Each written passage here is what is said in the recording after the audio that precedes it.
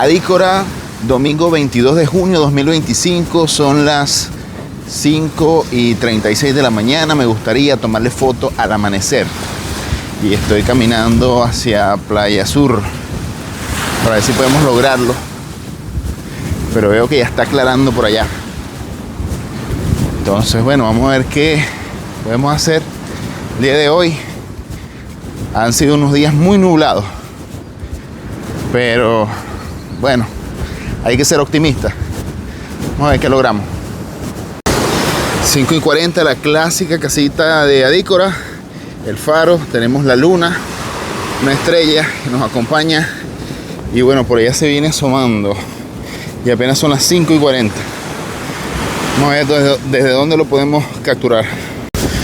Seguimos caminando por aquí.